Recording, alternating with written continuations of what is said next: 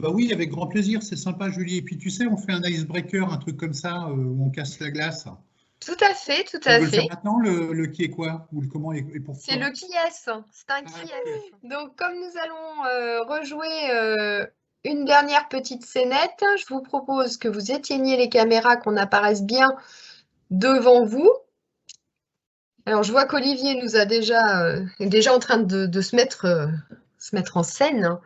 Je vais moi aussi disparaître l'espace d'un instant pour réapparaître dans le jeu. À tout de suite.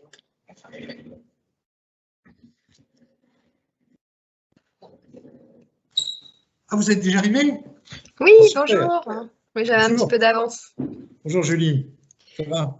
Oui, très bien, très bien. Très chouette. J'ai eu des super bons retours.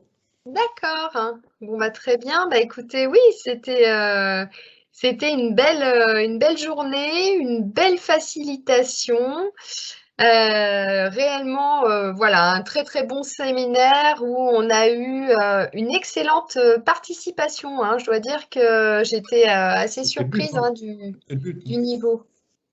Ouais, ouais, ouais, ils étaient bien en jambes, hein, voilà, beaucoup de remarques, une parole bien libérée. Donc on a fait, hein, je vous avais dit, on a fait un petit brise-glace là qui était très très sympa avec des spaghettis et des chamallows. Voilà, ça les a bien amusés. Ouais, c'était bon. Euh, ça a bien brisé la glace, ça les a mis en jambes. Et puis ensuite, bah, on est passé au boulot, hein. On a fait le fameux Vision Boat, Ouais. voilà, pour justement entrer dans cette mise en œuvre de stratégie, pour concrétiser tout ça. Et alors là, franchement, je vais vous donner les résultats de tout ça. Vous allez voir, c'est ultra concret. C'est ce qui Euh, compte. oui. Oui, bah, c'est ce qui compte, c'est que ça soit utile. Ouais, ouais, ouais. Alors donc du coup, on a des choses assez ambitieuses, hein. Alors on avait le premier point vraiment sur lequel ils ont insisté, c'était de modifier les outils de CRM et les indicateurs associés. Bon, évidemment dans le respect des règles de sécurité informatique, hein, mais vraiment, voilà, les outils de CRM là, ils les trouvent trop lourds. Donc ça, c'était vraiment une modification, une demande assez forte. Dans les demandes assez fortes également, alors là, bon, je pense que vous le savez, ça a déjà dû vous remonter, mais bon, là, ça s'est vraiment concrétisé. Puis bon, comme on est dans le cadre de ce moment participatif, forcément, ça prend une autre dimension. C'était modifier les gammes d'articles du stock, hein, parce que les commerciaux, ils se sentent un peu limités. Ils ont des objectifs comme ça, mais ils ont un stock comme ça. Alors bon, ça crée un petit peu voilà, des petites tensions. Et là, bon, bah, ils ont profité de l'occasion pour le souligner. Et puis, ils voudraient aussi, voilà, donc là, je vous le transmets tel quel, hein, proposer la suppression du niveau stratégique intermédiaire au profit en fait d'un niveau d'experts qui serait réparti sur le Ah territoire. oui, Donc des experts mobiles sur le territoire plutôt que ce niveau stratégique intermédiaire qui, eux, leur semble pas hyper pertinent. Et carrément. puis, voilà, ouais, carrément. Ouais, ouais, non, non, je vous dis, ça a bien fonctionné, hein. Vous vouliez du participatif, on y est, hein. Voilà, ils ont fait des belles propositions. Et puis la dernière, c'était la création d'espaces de dialogue et de collaboration. Voilà, preuve qu'ils ont envie, hein, de poursuivre les échanges, leur implication. Enfin voilà, hein, et ils étaient extrêmement contents de ce travail, de ce séminaire. Moi vraiment, enfin voilà, je pense on a atteint, hein, on a atteint les objectifs là, hein. Ok. Bon, alors,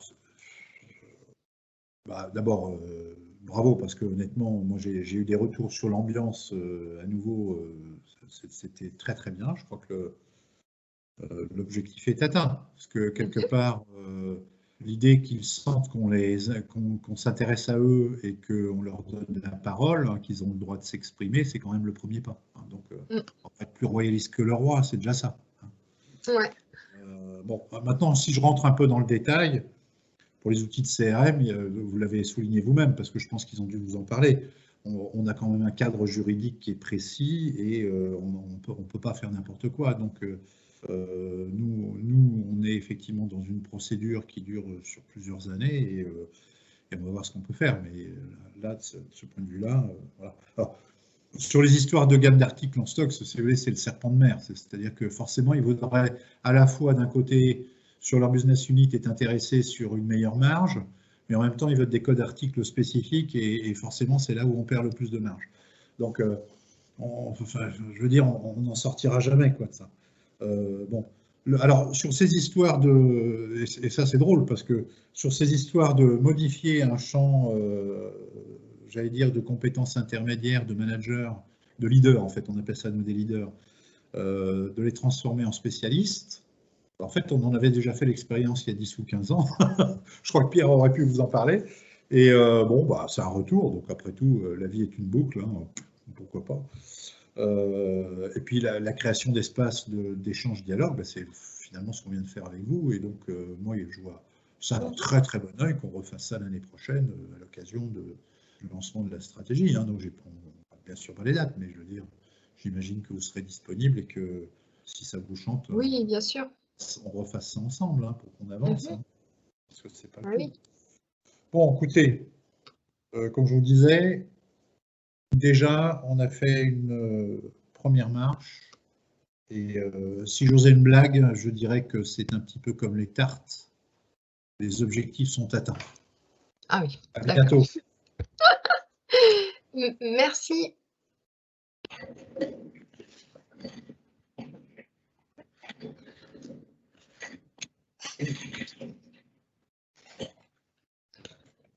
C'est le moment de rallumer vos caméras pour que nous interagissions sur ce petit module. Allez, courage à rallumer les caméras. Olivier, reviens. Ils ne veulent pas rallumer leur caméra.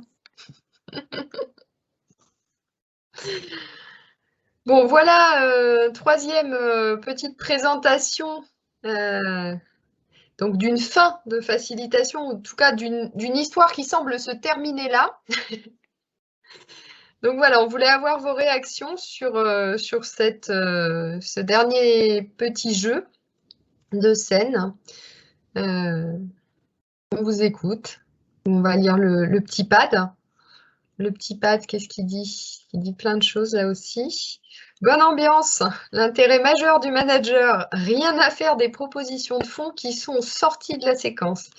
Disqualification de tout ce qui est proposé, soit parce que c'est déjà connu, soit parce que c'est nouveau. Bref, quoi qu'il en soit, ça vous chante, ça vous amuse. Argue. Alors effectivement, donc là on a une facilitatrice, ça a été noté aussi dans le pad, qui fait une restitution pas mal sur la forme, et après qui fait, alors vous avez qualifié ça de liste de courses.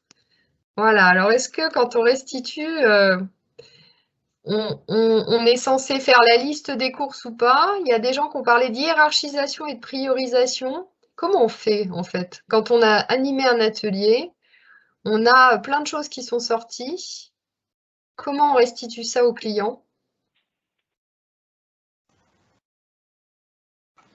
Avez-vous des propositions? Il y a peut-être déjà un exercice de effectivement priorisation à faire avec le groupe, en se mettant d'accord sur les critères du c'est réalisable tout de suite, à moyen terme, ou c'est plus difficile, ça nécessite des moyens. Du coup, ça permet au moment de la restitution, du coup, de faciliter justement les idées à mettre en œuvre. Mais c'est un travail du coup préalable à faire avec le groupe. Donc avec le groupe, faire une hiérarchisation de ce qu'ils ont proposé. Est-ce que vous pensez que ça aurait changé quelque chose dans le cadre dans lequel on se situait, Béatrix? Alors, moi, deux choses. La première, c'est qu'on voit que les limites n'ont pas été mises en amont. C'était open bar sur le papier, mais pas dans la réalité. Et puis la deuxième chose, avant de démarrer la restitution, il aurait d'abord fallu faire parler le responsable pour savoir comment lui, il avait vécu les choses. Donc là, tu pars du principe qu'il était partie prenante du groupe. Là, en l'occurrence, dans la scénette, il n'avait pas assisté. Je ne sais pas. D'accord, ok. Voilà. Mais oui. Non, c'est peut-être Ou moi alors qui n'ai pas bien interprété. Alors, à ce moment-là, s'il n'a pas participé, il dit c'était super, peut-être lui faire préciser ce qui était super. Il a entendu dire. Voilà. Mais qu'est-ce qu'il a entendu dire exactement? Il a entendu dire ce qu'on entend suite aux facilitations dans les couloirs. On entend c'était super sympa. Voilà, c'est souvent ce genre de choses qu'on entend. Mais sur le fond, on ne sait pas en fait. On voit qu'ils ont bien bossé, on voit qu'il y a des propositions qui sont extrêmement audacieuses, ambitieuses, selon le jugement porté par la facilitatrice, qui porte un jugement, ce qui n'est pas bien. Encore que, alors là peut-être on peut revenir là-dessus, c'est son rôle. C'est-à-dire qu'il y a un moment où le facilitateur, il a fini de faciliter, il est en débriefing. Quel est son rôle? Est-ce qu'il reste uniquement un facilitateur? Est-ce qu'il commence à passer une barrière qui serait celle du consultant? Ça, c'est une question qu'on s'est posée avec le groupe précédent, qu'on s'est posée avec Olivier parfois, sur laquelle on n'a pas forcément une réponse toute faite. Hein, mais oui, Nathalie?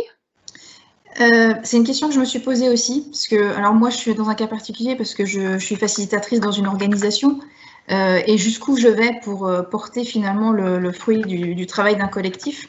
Est-ce que du coup je me fais la représentante de ce travail-là? Et en fait, en échangeant avec des confrères, ils me disaient que non, il fallait apprendre au groupe à être autonome. Et en fait, je ne suis qu'un passeur d'eux. Alors, une restitution à faire avec le client, oui, notamment pour savoir si finalement la méthode utilisée était la bonne et si tout s'est bien passé par rapport à la commande passée. Mais finalement, sur le fond en tant que tel, je me pose la question, est-ce que c'est pas au groupe, du coup, à porter finalement le fruit de son travail? Et du coup, ça pose la question d'une restitution quasiment tripartite, c'est-à-dire l'animateur qui était là pour assurer ce travail d'organisation et après le groupe en tant que tel qui a été le producteur. Parce que le facilitateur externe, il s'en va après et la vie continue dans la structure. Donc finalement, ce qui reste, bah, c'est le commanditaire et puis c'est le collectif qui a produit. Donc si on veut donner quelque part un tremplin, c'est peut-être finalement au groupe de prendre le lead là-dessus. Ouais. Est-ce que vous avez il y avait Stéphanie et Julie qui voulaient prendre la parole, je crois. D'accord, je suis désolée, je ne l'ai pas vu. Alors, non, Stéphanie. mais du coup, alors pour moi, on est passé à un autre sujet, mais bon, voilà. Du coup, je rebondis sur ce que dit Nathalie. Moi aussi, je suis facilitatrice en interne. Et c'est vrai que la partie à la fin de la facilitation, quand on vit vraiment la société, l'entreprise en interne, il y a personnellement, pour moi, il y a une espèce de frustration à laisser aller le projet quand même et de ne pas savoir du coup ce qui va se passer après. Moi, je fais une restitution au groupe, au commanditaire et après, voilà, le projet ou ce qui a été décidé doit vivre. Et j'ai pas tout le temps un retour là-dessus. Et personnellement, moi, j'ai une frustration là-dessus. Mais effectivement, il faut savoir s'arrêter parce que sinon, on ne peut pas être partout, quoi. Et puis c'est la limite entre la facilitation et puis la conduite de projet. C'est-à-dire qu'après, le projet, il ne nous appartient pas. On est juste un metteur en scène à un moment donné sur peut-être une partie ou sur tout au long du projet, mais finalement, ça ne nous appartient pas, même si du coup, on est vraiment embarqué avec le groupe à vouloir le supporter jusqu'au bout, à l'aider. Mais il faut savoir aussi dire que finalement, c'est pas notre bébé, quoi. C'est compliqué, hein. Ouais. C'est très compliqué en interne, beaucoup plus que quand on est indépendant. C'est Karine. Moi, en interne, j'ai de vrais problèmes parce que rester en posture basse, c'est difficile quand les gens qu'on anime, c'est des collègues, c'est la même entité. J'interviens pas dans différentes entités, c'est la mienne, alors qu'elle est suffisamment grande, mais du coup, on se connaît, je connais leurs projets, leurs contraintes, leurs feuilles de route, leurs objectifs, voilà. Et c'est vrai que ça, moi, c'est pas évident, quoi. Garder cette posture basse, pas prendre parti, et quand ils me sollicitent, leur dire, bah non, c'est pas moi, c'est vous. C'est vraiment pas facile, ça. Julie voulait dire un mot ou plus? Ouais, non, mais pour le coup, c'est peut-être à côté maintenant, mais c'est sur la question du report, en fait. Est-ce que c'est le facilitateur qui doit reporter Facilitateur, pour moi, c'est pas son rôle, en fait. Par contre, c'est comment le facilitateur ou la facilitatrice se garantit le fait que le commanditaire soit là au moment du report, soit présent au moment du report. Et voire même, si possible, au moment des réflexions, parce que c'est quand même beaucoup la difficulté qu'on peut avoir dans les séances d'intelligence collective, où tout le monde apprend et grandit ensemble, sauf les chefs qui ont demandé, en fait. Ils sont toujours au point de départ. Donc voilà, c'est là pour le coup, ça va aussi sur les questions de facilité de participation citoyenne, mais si on n'a que les citoyens ou les agents qui réfléchissent à la question pour produire des bonnes idées, c'est dommage que ceux qui décident de les appliquer ou non ne réfléchissent pas de la même manière à ces questions. Il y a Julie et Nathalie qui voulaient de nouveau réagir, peut-être. Alors peut-être que les autres pourront ouvrir leur caméra parce qu'il n'y a pas que quand on a la caméra qu'on a le droit de parler en fait. Mais juste pour rebondir là-dessus, moi j'interroge la question de la neutralité de la facilitation quand on est en facilitation interne. Clairement, moi j'ai une déontologie de méthodologie des séquences du design d'événements d'intelligence collective que l'on est amené à mettre en place. J'ai une vraie compétence, une vraie stratégie de développement des compétences sur ces questions-là, c'est-à-dire pour créer les conditions d'une véritable intelligence collective, mais c'est pas en neutralité. C'est-à-dire très concrètement, nous on s'occupe de projets de développement durable au niveau du territoire girondin. On est co-responsable du labo d'innovation publique en Nouvelle-Aquitaine qui s'appelle La Base. Je ne fais pas de facilitation pour des trucs qui ne sont pas ni durables, ni bons pour les personnes.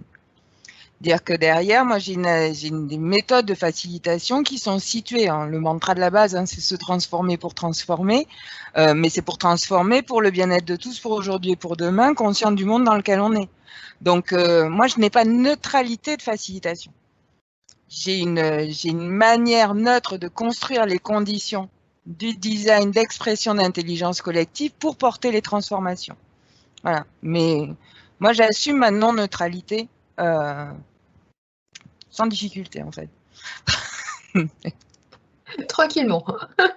Ok. C'est intéressant cette question. Ouais. Nathalie souhaitait. C'est un débat dans les associations typiquement de coaching qui existe depuis 25 ans. Il y a 25 ans, avec la SF Coach, on était dans ces questionnements en disant c'est impossible. À l'époque, on se disait c'est impossible d'avoir des coachs internes. Mais c'est vrai que ça questionne aussi de vieux sujets comme la subordination aussi. Donc, tu as employé le terme de déontologie, c'est-à-dire comment on arrive à être campé et à ne pas se mettre en danger aussi, parce qu'il faut aussi protéger les intervenants internes. Les facilitateurs, quelle marge de manœuvre ils ont et comment ils sont soutenus par leurs responsables. Et qu'ils ne soient pas eux-mêmes isolés ou en situation de fragilité dans leur parcours. Donc ça, le cadre protecteur des facilitateurs internes, c'est quand j'en mets en place ou quand on me demande de mettre en place des coachs ou des facilitateurs, c'est le premier point sur lequel je vais en disant comment vous les protégez. Parce que on l'a vu dans pas mal de grandes organisations, je n'irai pas jusqu'au terme souffrance, mais enfin des fois on voit que les murs et les plafonds sont très proches de nous, quoi. Parce que forcément on intervient dans des choses en mouvement. Tu parlais de neutralité et de non-neutralité, ben oui, forcément, on débriefe de ça où, comment aussi, comment sont faites les supervisions des personnes intégrées. Est-ce qu'elles ont le droit d'aller à l'extérieur pour progresser? Bon, c'est des questions, hein, mais ça me faisait plaisir d'en parler aussi dans la continuité de ce que tu disais, Julie. Et puis, il y avait Nathalie. Bah, du coup, je voudrais rebondir sur ce que vient de dire Julie. C'était pas prévu, mais c'est hyper important. Moi, de la même manière, forcément, j'accompagne la stratégie de mon entreprise. Je peux pas faire, hors cadre, ça c'est évident. Par contre, là où moi j'ai déjà porté une fois un veto, c'est quand un manager vient me voir et qui me dit j'ai envie que mon équipe travaille sur ça et j'ai envie qu'ils aboutissent à ça. Et là, j'ai dit bah non, je le ferai pas. Et ça a porté à un moment donné, ça a été très tendu. Après, j'ai la chance qu'à l'époque, j'avais un manager qui m'a soutenu, que je suis rattachée à la direction de la transformation et que je suis en métier support transverse. Donc moi, j'ai aucun rattachement avec les équipes opérationnelles. Donc du coup, je fais aussi attention à ça, c'est-à-dire que c'est une forme de neutralité, même si je suis intégrée, mais je suis dans un service qui est transverse et qui travaille pour tout le monde. Et de la même manière, les facilitateurs que j'anime fonctionnellement sont à majorité en fonction support, mais pour certains d'entre eux, ils sont dans des métiers opérationnels et je garde toujours un œil pour que lorsqu'ils sont missionnés, ils ne travaillent pas pour leur direction de rattachement, pour avoir quand même malgré tout ce recul nécessaire. Donc c'était pas pour ça que je voulais intervenir, mais voilà, je voulais rebondir sur ce que venait de dire Julie. Et c'était sur la question de l'après.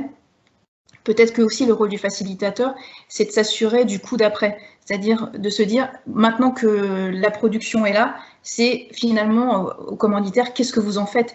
Donner les garanties au groupe que les choses vont pouvoir se travailler, parce qu'il n'y a pas pire pour un groupe, même pour un facilitateur, de dire il y a des super bonnes idées et en fait ça reste à l'état d'idée. C'est qu'est-ce qu'on en fait de tout ça? Et donc c'est de pouvoir reboucler pour faire en sorte que le chemin va continuer, avec ou sans nous, mais qu'il va continuer. Parce que derrière, c'est la frustration, c'est finalement, on m'a demandé mon avis, mais au final, ça change rien. Et là, il n'y a pas pire. Et c'est hyper mal vécu aussi pour nous, parce que du coup, on a l'impression qu'on ne sert à rien et que du coup, on se fait plaisir sur un métier qui est juste fun, parce qu'en fait, on colle des post-it sur un mur. Donc, il faut aussi tuer un peu l'image super positive qu'on a, mais qui finalement est hyper importante, méthodologique. Enfin, on a une vraie expertise là-dessus, quoi. Donc, voilà. Ok, merci pour tous ces témoignages, c'est super intéressant. Moi, je reviendrai peut-être sur une proposition qui a été faite par Julie, une méthode, en tout cas une proposition méthodologique qui est de faire intervenir soit pendant la facilitation un commanditaire pour qu'il participe au processus, soit à la fin pour la restitution, mais en tout cas qu'il soit face au groupe comme nous, on est face au groupe, parce que je pense que moi, je trouve ça intéressant. Après, des fois, moi, j'ai des interrogations sur est-ce qu'il faut mettre du gros hiérarchique, entre guillemets, dans une facilitation de peur que la parole ne soit pas aussi libérée que ce qu'on pourrait espérer d'un groupe d'intelligence collective. Voilà, donc moi j'ai tendance à l'éviter et en même temps, je me sens souvent coupable vis-à-vis du groupe quand ils ont fait un super boulot, qu'ils ont bien travaillé, etc., que je récolte une matière hyper riche, mais que finalement j'ai un petit doute qui s'installe sur l'utilisation qui en sera faite et qu'en plus j'ai la certitude que je ne saurai jamais si ça a été mis en place, pas mis en place. Vu de l'extérieur, pour le coup, moi je fais de la facilitation en externe. Voilà, donc ça c'est des vraies interrogations et je voudrais bien peut-être avoir des réactions ou des retours des uns et des autres. Pour ceux qui n'ont pas allumé les caméras, ça peut être juste à l'oral, sur voilà, est-ce que vous faites intervenir du hiérarchique, enfin des personnes qui sont reliées hiérarchiquement dans les facilitations, voire le commanditaire lui-même? Est-ce que ça vous pose des problèmes? Est-ce que vous avez des retours là-dessus un petit peu? Oui, Karine? Ouais, moi je le fais. Alors je débute, voilà, je fais pas des ateliers tout le temps, mais j'ai systématiquement un hiérarchique qui est en général le commanditaire. Mais ouais. Alors comme je débute, j'ai envie de dire que très égoïstement, moi ça me rassure parce que j'essaie de garder la posture basse, voilà, l'animation. Et s'il y a des vraies questions de fond, il y a le manager qui est là pour les gérer, j'ai envie de dire. En plus, on a beaucoup de métiers différents, donc sur des spécificités métiers. Moi, je ne saurais pas forcément répondre. Et du coup, comme je fais partie de l'organisation, je trouve que ça ne fait pas très bien. À la limite, ça peut me faire perdre en crédibilité. Donc, on fonctionne un peu en binôme. Par contre, le manager participe, il n'est pas co-animateur avec moi, il participe aux ateliers avec ses équipes. Et j'ai jamais eu de réticence, ça marche. D'accord, et vous n'avez pas l'impression que la parole du groupe peut être un petit peu… non, ça, non, ça alors se on est dans une entreprise où la parole est assez facile, je pense. D'accord. Et en général, à la fin, on termine par des engagements. Alors, selon les cas, soit du groupe, mais parfois aussi des engagements que prend vraiment le manager. Avec et au nom de son groupe ou sur d'autres points qui dépendent que de lui, alors in fine pour le groupe, mais et quand on fait ça en général ça marche bien, ouais. Enfin, il y a des suites. Ok, merci, intéressant. Alors c'est vrai que nous, quand on est en externe, ça nous apparaît, en tout cas à moi, hein, je parle en jeu, ça m'apparaît pas forcément toujours très simple, mais j'aimerais beaucoup effectivement que les ateliers puissent se terminer par des engagements à la fois des participants et des managers à prendre en compte. Ce qui ne veut pas dire oui à tout, mais au moins prendre en compte les choses. Olivier? Un témoignage dans ce sens où, franchement, des fois, on est même surpris d'avoir un commanditaire qui soit aussi talentueux, en tout cas talentueux, qui aille vraiment dans le sens du facilitateur et qui, bon, je prends l'exemple, avec un groupe de managers, sur plusieurs mois, nous faisons des séances de co-développement dans un objectif qui est véritablement le développement des compétences, l'amélioration des pratiques professionnelles et puis on va dire les best practices, hein, c'est-à-dire partager ce qu'on fait le mieux. Bon, on s'est dit, l'enjeu avec la directrice de la formation de ça, c'était qu'on fasse une première expérience. On avait quand même des marges de manœuvre pour que ça se passe comme ça devait se passer, c'est-à-dire sans cadre prédéfini attendu. C'est une des caractéristiques du co-développement, on peut faire comme ça. Et les gens se l'approprient avec leur réalité de tous les jours et puis ils progressent avec finalement une logique de formation-action. Et c'était prévu dès le début que le manager allait intervenir à la fin, recevoir en fait de la part du groupe ses retours. On parlait de managers qui étaient responsables de leur unité. Pour pas dire business unit, mais je l'ai dit quand même. Bref. Et donc avec entre 40 et 200 collaborateurs chacun. Et en fait, quand ils ont donné la restitution, d'abord la restitution telle qu'ils l'ont fait, ils l'ont fait de manière tout à fait adulte, très à l'aise, sans difficulté. Bon, c'était un profil assez cohérent pour pouvoir s'exprimer directement auprès de leur patron. C'est surtout que le patron, le feedback qu'il leur a donné en les entendant, il ne les a pas coupés une seconde, il a tout noté, il écoutait, il notait. Il leur a dit, mais vraiment bravo. Là, vous êtes approprié la méthode, ça c'est une chose, j'en doutais pas. Mais c'est surtout, c'est que vous êtes des vraies forces de proposition. Est-ce que vous avez exprimé à la fois des choses qui sont intéressantes pour vous-même, mais aussi qui vont être utiles pour notre organisation. Et moi-même, je me fais mon plan d'action, je prends tel point, tel point, tel point dans ce que vous avez dit, et on se donne rendez-vous dans 3 mois et même dans 6 mois, mais entre-temps, je vous tiendrai au courant de ce que je fais avancer. Et je monterai certainement une commission avec certains d'entre vous pour qu'on avance là-dessus. Eh ben, je peux vous dire que moi, j'étais là en tant que spectateur et je me disais, je le prendrais bien en photo pour le montrer à certains, pour expliquer le processus.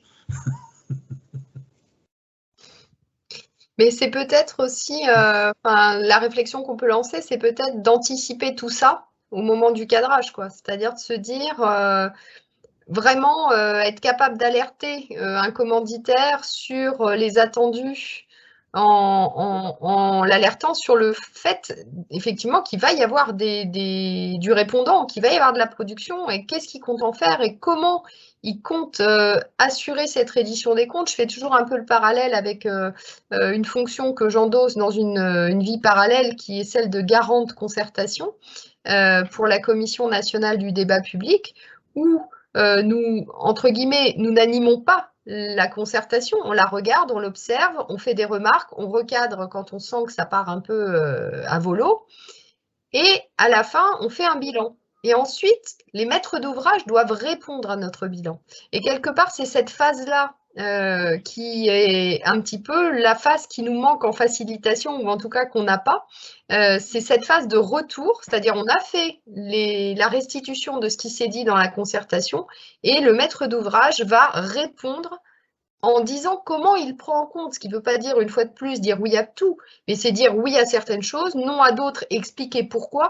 Donc, c'est ce qu'on appelle la reddition des comptes et qui, quelque part, peut-être devrait exister aussi en facilitation. Et c'est un parallèle, moi, que je trouve intéressant et qui peut être cadré dès le début, voilà, dès la phase de cadrage, de penser voilà, toutes les frustrations, hein, j'ai vu dans le chat que quelqu'un avait mis, on peut avoir des espoirs déçus et c'est vraiment un engagement quelque part qu'on prend, nous, facilitateurs auprès du groupe, justement, que ce ne soit ni un coup d'épée dans l'eau, ni des espoirs déçus ou on va dire, des vains mots et un travail qui ne serait pas utile in fine. Je vois qu'il y a eu des réactions également là dans le chat. Ça pose la question plus large de la culture d'innovation. Est-ce que l'organisation veut du one-shot ou intégrer des pratiques d'intelligence collective dans la stratégie? Les deux, mon capitaine. Et aussi dans une logique d'amélioration continue. Mais oui, c'était un petit peu ça aussi, un des objectifs de cette scénette, c'est de nous faire réfléchir aussi à la transformation des organisations. C'est-à-dire, est-ce que nous, facilitateurs, notre rôle, c'est du one-shot? Et dans ces cas-là, on travaille sur un projet à un instant T pour une production donnée qui sera utilisée et peu importe comment, notre job est terminé. Ou est-ce qu'effectivement, on se place peut-être dans une posture où on a envie et on a une valeur derrière qu'on va défendre de transformation de la société ou en tout cas de l'organisation dans laquelle on peut intervenir. Et ça, c'est un positionnement, là aussi, je pense, qui doit être relativement bien clair dès le début d'une relation avec un commanditaire, qu'il soit interne ou externe d'ailleurs. Alors là, je m'inscris en faux avec toi, Julie. Attends, c'est quoi cette histoire? Comment veux-tu que je le sache, moi, à l'avance? C'est pas possible. Tu sais, sincèrement, des fois, je fais de la facilitation comme je pourrais livrer des pizzas. Les gens me disent, voilà la garniture. Une demi-heure après, je suis chez eux. Hein. Et moi, ça me dérange pas de faire ça dans mon métier. Blague à part, on l'a abordé tout à l'heure, mais des fois, facilitateur, ouais, c'est à quel moment il est dans une facilitation qui a plus une couleur d'animation. Moi, je viens aussi de la culture de l'animation, un peu. Et donc, les gens nous connaissent. Parfois, moi, des fois, on m'a connu par l'angle de l'animation, et donc on me dit, bah, puisque tu sais animer, tu vas animer un truc sur la stratégie industrielle. Bon, alors, des fois, ça peut être, quand tu dis en amont, là où je suis d'accord avec toi, Julie, c'est des fois, il faut trouver des partenaires qui sachent faire une partie de ce qu'on sait peut-être pas faire, mais aussi sur lequel on va pouvoir finalement accompagner davantage un processus. Et donc, trouver un consultant, trouver un designer, trouver un formateur, de manière à ce qu'on puisse garder la posture qui nous convient la mieux, finalement. C'est-à-dire, si on est bien dans la facilitation, peut-être qu'on ne doit pas gagner à être impliqué de la même manière dans tous les aspects du processus. Et peut-être ce que je raconte là, c'est peut-être intéressant aussi pour les facilitateurs internes de se dire comment on se situe là-dedans. Est-ce que j'ai vraiment envie d'être consultant interne ou est-ce que finalement c'est plus confortable pour moi de trouver des ressources en interne qui jouent ce rôle et puis moi je me positionne plus sur le soutien dans la facilitation. Mais Julie justement a levé la main. Ça, c'est quand on approche de la caisse dans un restaurant asiatique en général. J'adore. On s'approche. En général, il y a un bonbon dans la soucoupe. Et là, c'est l'appel au pourboire. Voilà, hop. Ouais, non, mais moi, j'aime bien la distinction que tu fais. Et en même temps, on n'est pas sur du monobloc, tout ça. On sait bien que c'est jamais pareil. Et ce que disait tout à l'heure Nathalie, ce qui est important, c'est de savoir ce qu'on fait, quand on le fait et pourquoi on le fait. Là, on est dans des situations, dans nos organisations et dans nos territoires où on sort d'un temps qui est extrêmement épuisant, éreintant, bousculant, fatigant, etc., qui a vidé quasiment tout le monde de son énergie. Bah, accepter de dire je vais peut-être être moins exigeant sur le côté production et peut-être mettre de l'énergie pour que les gens en retrouvent, pour qu'ensuite on puisse aller vraiment sur des démarches d'intelligence collective et de construction collective de qualité. Dire que voilà, faut pas non plus être des ayatollahs du non, là je vais pas là-dedans, c'est un peu trop léger. Des fois faire du léger, c'est ce qui va permettre de faire du lourd. Donc voilà, mais ça c'est aussi, il faut se faire confiance avec ça. Pas se raconter d'histoire et pas s'en faire trop raconter, quoi. Mais des fois, c'est bien aussi de faire le clown. Hein? Bon, je retiens qu'on peut être lourd dans la légèreté, alors. D'ailleurs, je vois l'heure qui tourne un petit peu. Bon, peut-être une chose qu'on peut qu'on peut retenir hein, quand même. Moi, je trouve intéressant effectivement entrer par le léger pour faire du lourd. C'est une bonne stratégie, effectivement, je le pense. Peut-être également revenir sur la proposition d'Olivier qui fonctionne bien également, c'est-à-dire de s'adjoindre un expert. Quelqu'un qui, entre guillemets, va jouer ce rôle de conseil qu'on n'a pas envie parfois d'endosser ou qu'on ne se sent pas légitime d'endosser en plus du rôle de facilitateur, surtout quand on s'est placé dans une posture un peu animation.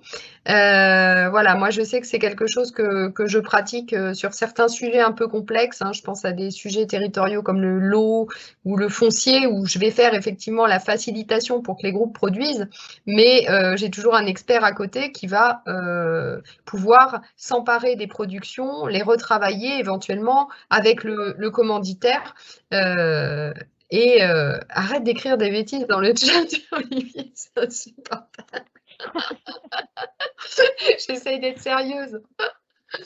Bon, bref, en tout cas, l'expert joker, c'est pas mal aussi si on a envie d'ancrer de la transformation et qu'on ne se sent pas légitime, en tout cas, pour le faire, ça peut être un levier intéressant également.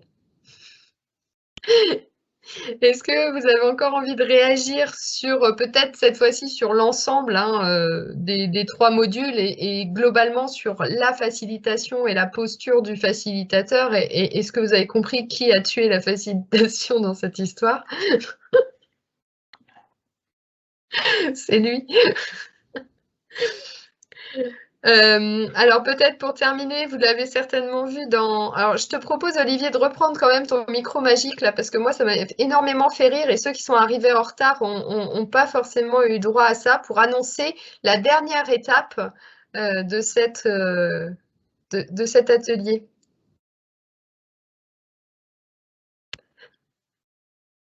Olivier, où es-tu? Eh bien, mesdames et messieurs, vous arrivez à la fin de votre voyage. Il est temps maintenant de retrouver la vie ordinaire, la vie normale, la vie merveilleuse dans laquelle vous vous trouvez. Et une synthèse, quelques centimes, tout ce qui vous est disponible nous ravira. Julie et moi, c'est à vous. Donc c'est dans le pad. Si vous le souhaitez écrire, si vous avez envie de nous dire quelque chose, c'est maintenant. Voilà, pour une micro-évaluation, on va dire. Voilà, donc dans le pad Colibri, voilà, dans le pad Colibri, vous avez l'évaluation, vos retours sur cet atelier, voilà, pour nous aider à toujours améliorer nos pratiques, même dans ces exercices un petit peu farfelus.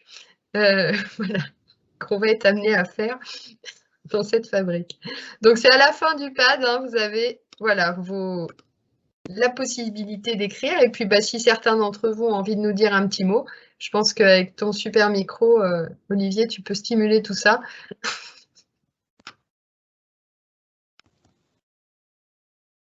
La participante, le participant qui nous donnera le meilleur retour gagnera son poids en nuage.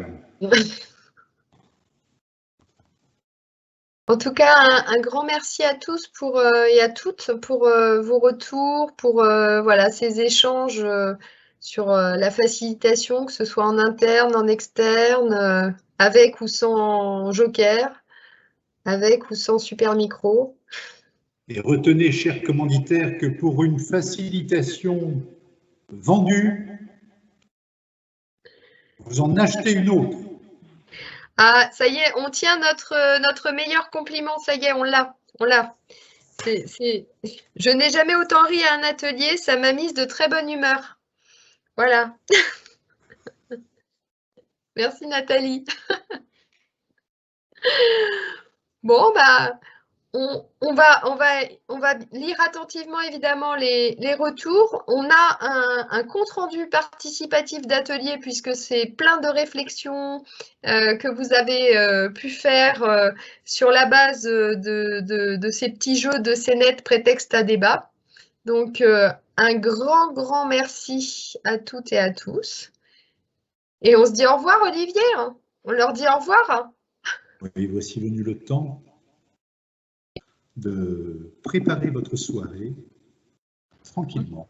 En terrasse. Avec vos meilleurs amis, vos collègues, tous sur le quai, Karine. Allez, on va se faire une hola de la mort. On va laisser partir tous les voyageurs dans le TGV de la facilitation. Chers amis, bonsoir et à bientôt dans notre atelier spécial avec une masse improbable de post-it notes. Salut à toutes, je vous aime. À bientôt, ciao. Salut. Merci. Bonne Au journée. revoir. Merci. Bonne journée. Au revoir, merci beaucoup. Au revoir, merci à Bonne tous. journée. Au revoir.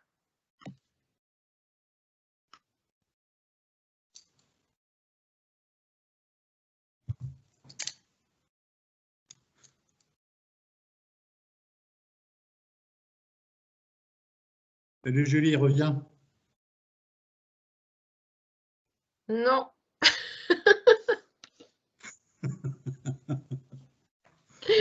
Je ferai plus des ateliers à 14 h, c'est trop dur. Oh purée, c'est dur. Hein. J'ai senti qu'il fallait y aller. Ouais, ah oui, oui, bah, heureusement que tu y as été parce que c'est dur, hein. C'est dur.